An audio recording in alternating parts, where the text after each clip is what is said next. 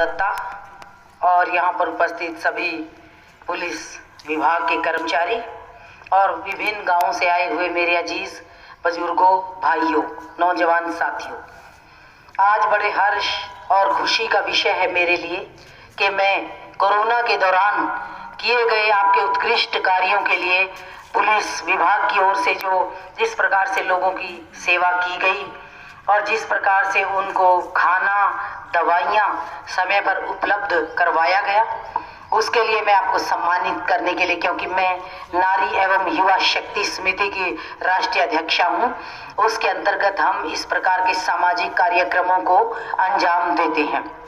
लिहाजा उसी कड़ी में आज आपके बीच में पहुंची हूँ। आप सबको पता है कि पुलिस विभाग किसी भी राष्ट्र और समाज का एक महत्वपूर्ण विभाग है, जिसके बगैर सरकारें, प्रशासन, शासन और यहाँ तक कि सामाजिक ढांचा पूरी तरह से विफल हो जाता है अगर ये अपने कार्य को सही तरीके से अंजाम ना दें। आप लोगों के कार्य क्षमता पर बहुत बड़ा दारोमदार टिका हुआ होता है किसी भी देश की कामयाबी का और किसी भी लोकतांत्रिक शासन व्यवस्था को सुचारू रूप से चलाने का। नरेंद्र मोदी के शासन काल में तो पूरी दुनिया हमारे देश का नोटिस लेने के लिए मजबूर हो गई है।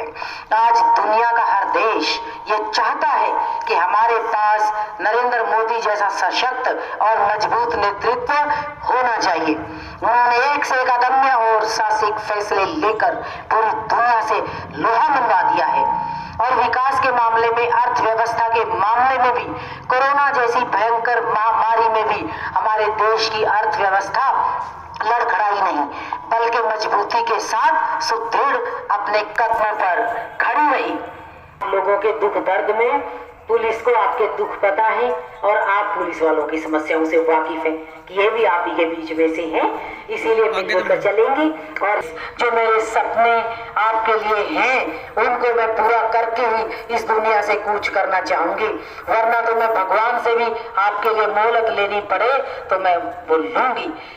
मैंने अभी तो जहाँ से मैं पहले सांसद रही हूँ अपना लोकसभा क्षेत्र ही टच करा है और इसके बाद हम हरियाणा भर में पहुँचाएंगे, क्योंकि मेरी तो वैसे समिति जो युवा एवं नारी शक्ति समिति है वो उसकी मैं राष्ट्रीय अध्यक्षा हूँ। हो सकता है बाद में कभी राष्ट्रीय स्तर पर भी लेकर के जाएं इस कार्यक्रम को। तो एक तो यही है कि हम जिन्होंने बहुत ब्रेवरी से काम किया है कोरोना के दौरान, या कोई भी सामाजिक या इस प्रकार की आर्थिक समस्या अराइज हो जाती है सोसाइटी के अंदर, जैसे कोरोना एकदम से आ गए तो हेल्थ से रिलेटेड प्रॉब्लम थी, लेकिन थी बहुत ख़तरनाक। वर्ल्ड सिनेरियो में ये था, अमेरिका जैसे देश लड़खड़ा गए, नहीं संभाल पाए और चीन जैसे देशों की भी सिटी पिटी गुम हो गई, मगर भारतवर्ष मजबूती के साथ डटा इसके साथ। इतनी विशाल पॉपुलेशन, हमारा पुलिस प्रशासन ने बहुत ज़्यादा उसमें योगदान दिया, कितने की कुर्बानियाँ भी हुई। 10,000 के लगभग पुलिस कर्मचारी कोरोना की भेंट भी चढ़ गए, पर फर्ज से कोताही नहीं करी। हमारे नर्सिस और डॉक्टर्स ने, उनको भी हम ऑनर कर रहे हैं। तो ना मेरी तलाशी तलूसी है पहले ही लोग मुझे बहुत चाहते हैं, लोग तो मुझे बहुत पसंद करते हैं। बाकी देखो पार्टियों का निर्णय होता है, मैं तो मतलब किसी भी जंग के लिए तैयार ही रहती हूँ। तो अगर पार्टियां अवसर देती हैं कलासो सैनी को, हाँ, तो मैदान, हाँ और क्या, मेरे लिए इससे खुशी की बात और क्या होगी अगर पार्टी मौका देती है तो इस बात का कभी कसक भी होती है सैनी जी की ये इलाका आपसे टच में रहा और फिर एक लंबा गैप, जो हालात बेरहम से आ गए थे बीच में, चलो मैं जिक्र नहीं करना चाहूँगी, पर चलो कई बार कारण ऐसे हो जाते हैं। बड़ा दर्द रहा दिल में, आज भी बहुत बड़े बड़े नासूर और जख्म बने हुए हैं। मैं दिखाऊंगी अपने लोगों को सियासत की जो काम करके दिखाऊंगी वो जख्म, ताकि हील हो सके।